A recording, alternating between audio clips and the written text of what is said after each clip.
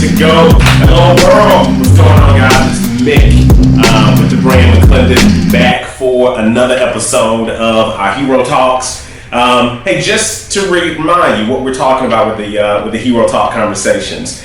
We're connecting with everyday real people in the community that have, decided that they no longer will sit on the sideline. They realize that being a hero is not about being perfect.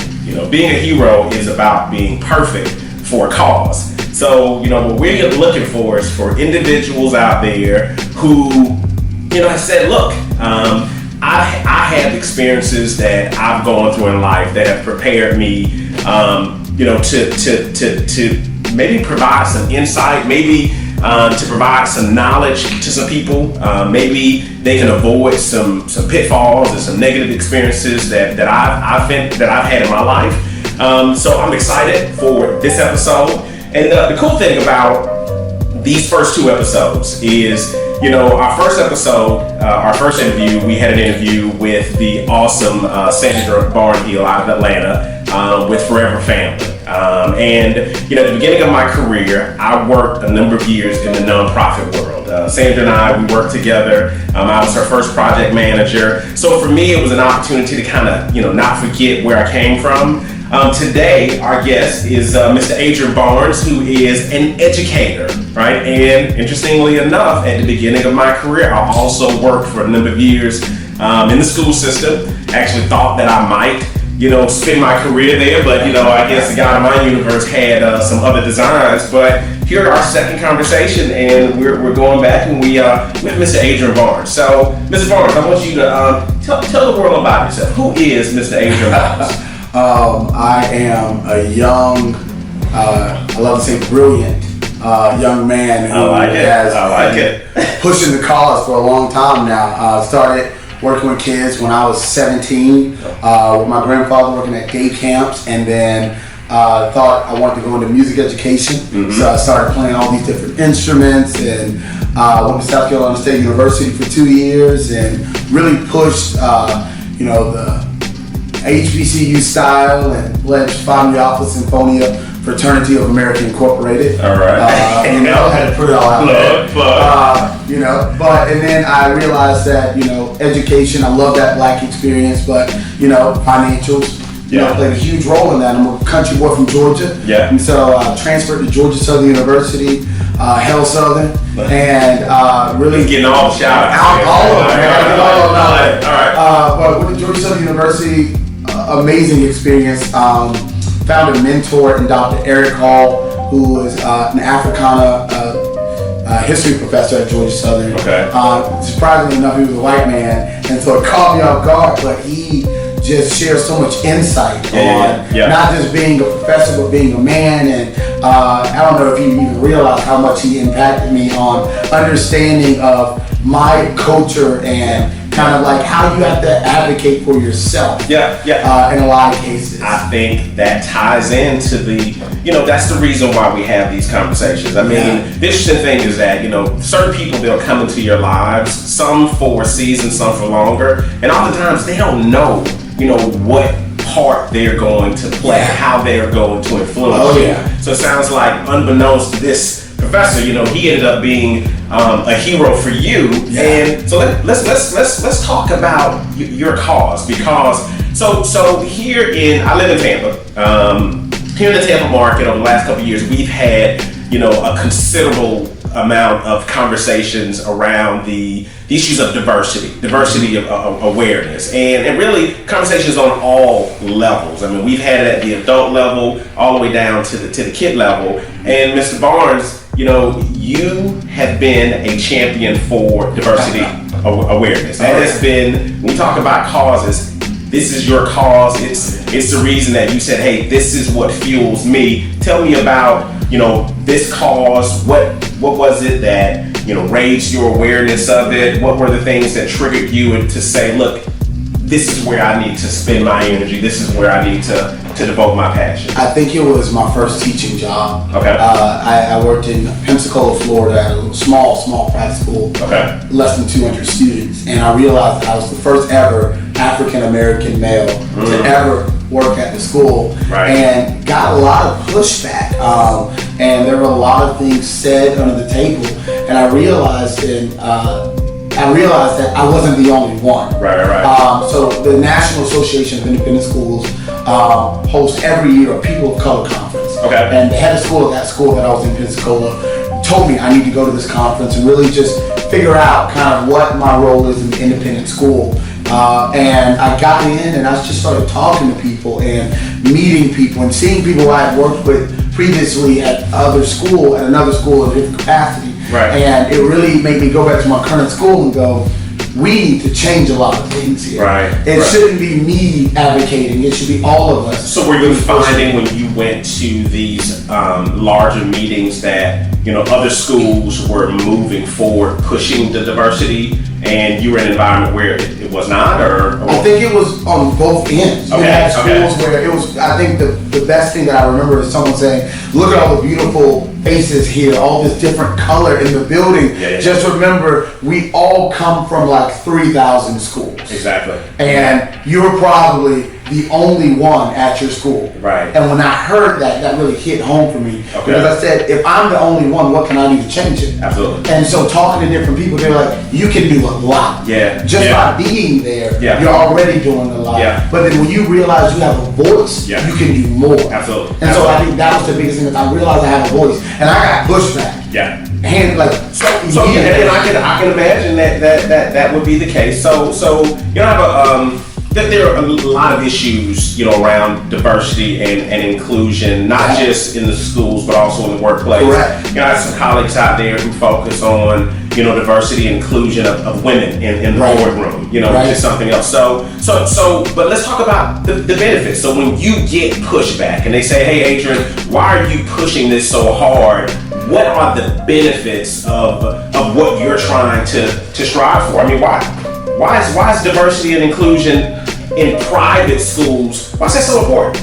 Because diversity and inclusion in private schools, see, a lot of people fail to realize a lot of times that private schools were founded, a lot of them, if you look at the years they were founded, it's like the 1960s. Right, okay. Right? And so you look back at the past, and a lot of these schools realize that it's a new day, it's a new age, and that they realize sometimes that their whiteness has taken over. Okay. And so it's one of those to where when you realize your whiteness has taken over, you then are like, how can I diversify? In private schools specifically, we are pushing this cause not only for African American students, not only for Caucasian students, Latino, Hispanic, but also for our Asian students. The ones that are really not seen because they blend in with the white students. But really, they have their own culture. The Indian students who come to these different places. The African students, not African American, the legit African students, white Africans and black Africans, because they don't have the same cultural aspects that we do here. And so you're pushing this because you want everyone to be included. And that's a big thing that I know growing up, you had the table that had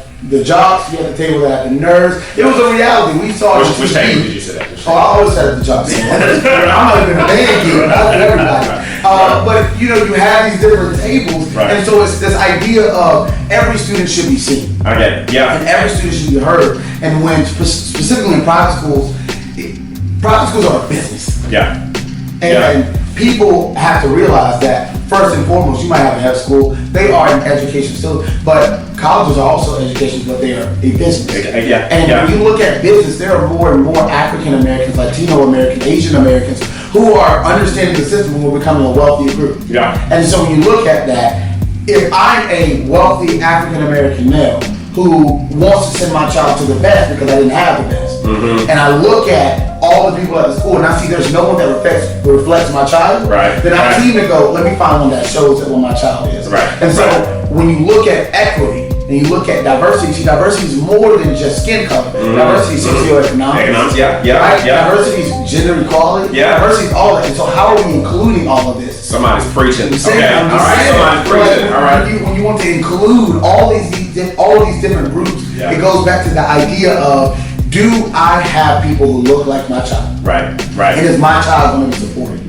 Because you have those, and I learned from my own experience, being an African American male in America, it's hard. We can preach on that all day. But when you look at these young men and young women, and they get in trouble, I think of a certain student now. they get in trouble is I understand what he was trying to do. He might not have gone about it the right way, but let me talk to him and help him. Because when you talk to him, you only see a black boy. Right. I see myself. Okay. And I was getting ready to go there because oftentimes when there's a cause as big as this, right, one that you've decided to take, and kind of just improve.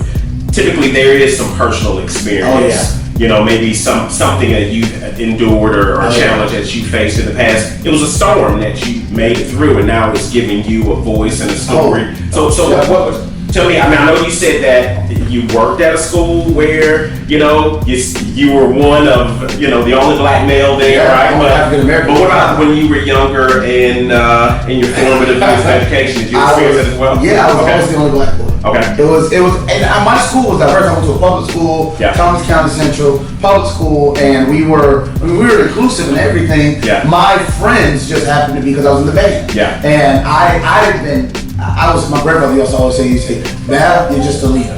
And so you're just a leader. And so I led by example. So the people I surrounded myself around, I had my cousins who were always there, but I also realized that I needed to branch out and see other people. And so a lot of my friends were white. And so I was privileged to go on some of their family vacations and to do different things with them. And when you sit back and look, and then you start hearing the whispers and you hear people talking, and some of my friendships ended badly, but some of them, my friends would be like, dude, like you're not gonna talk about with Adrian like that. That's just not gonna happen. And I realized I had an ally.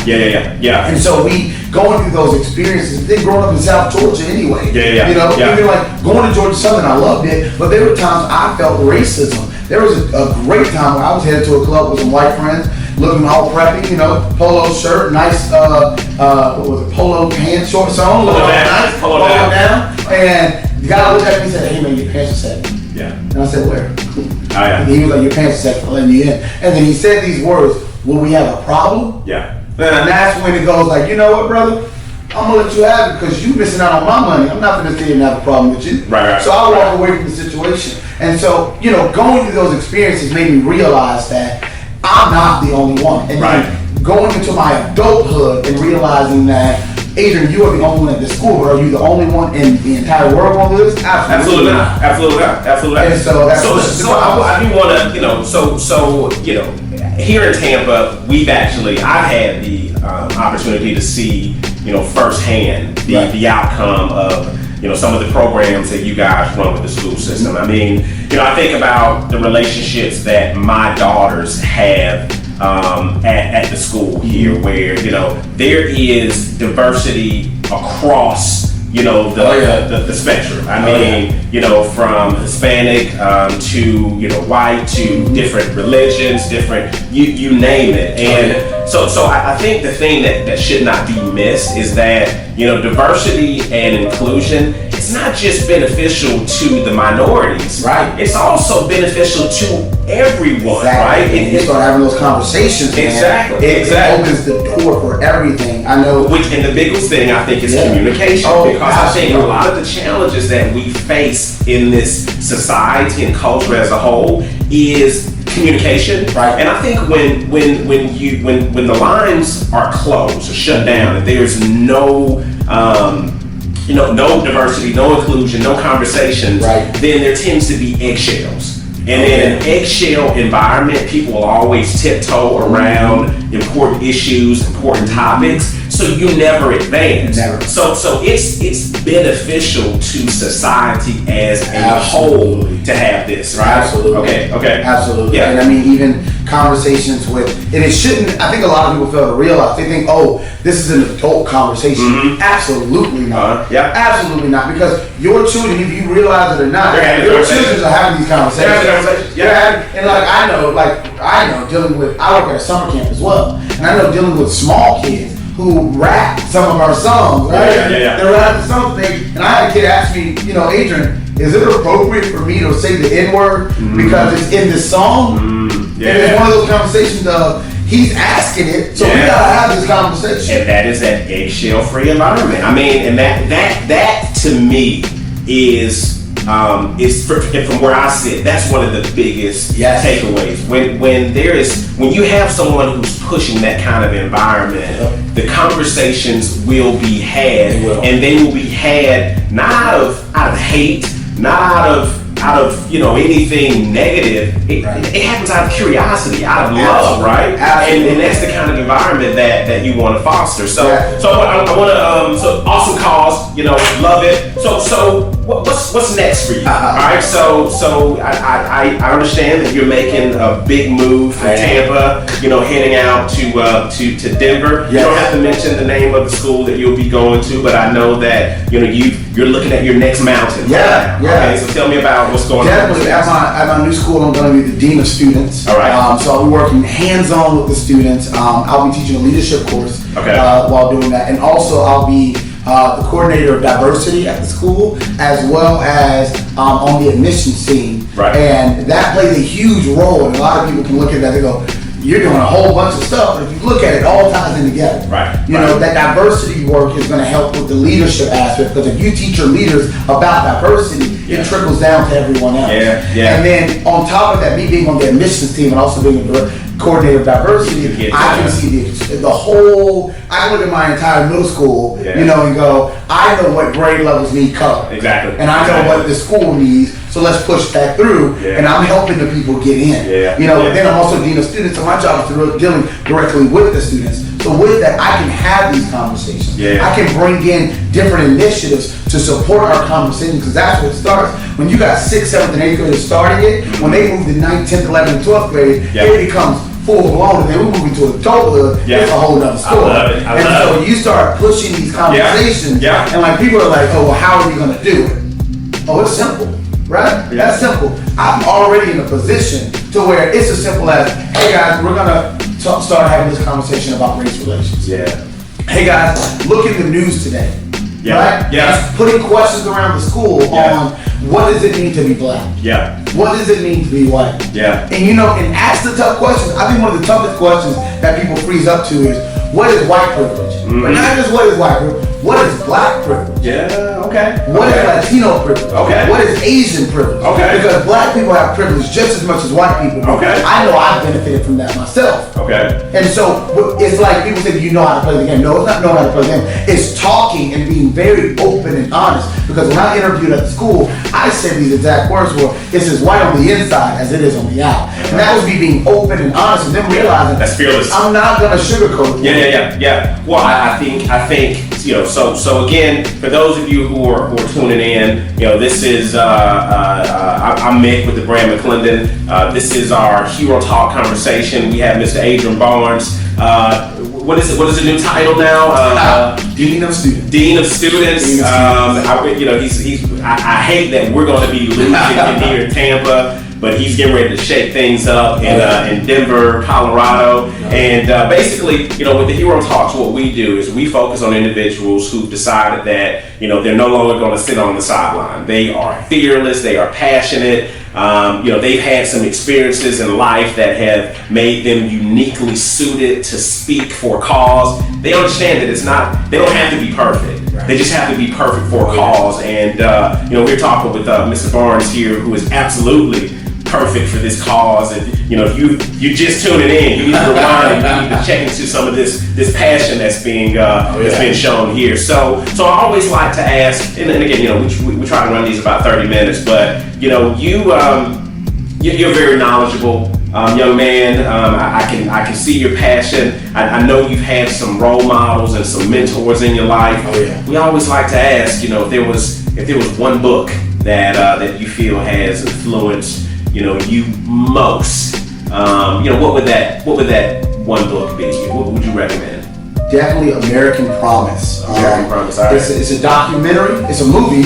Right? It's a documentary, but it's also a book. Right?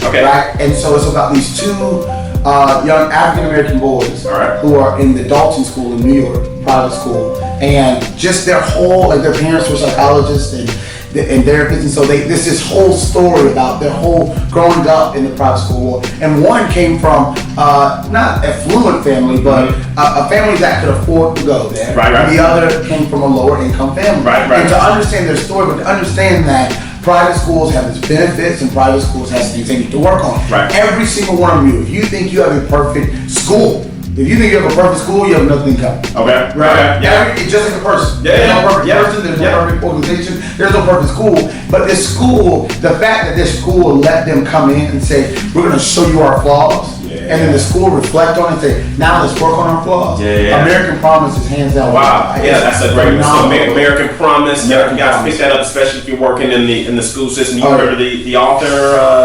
Hey, just Google it. American Promise. You'll see documentary and the book. It's Absolutely. amazing. Absolutely. And so for those out there who want to learn more about Mr. Barnes and your cause and your passion, I mean, how do they find you? I mean, how do they connect with you? Yeah, you can find me on Instagram at Adrian_Barnes. You can find me on Twitter at Mr. Barnes History. So those are my two platforms. You can find me on Facebook at Adrian Barnes as well. And I post some different quotes about education on there as well. And so I'm always available.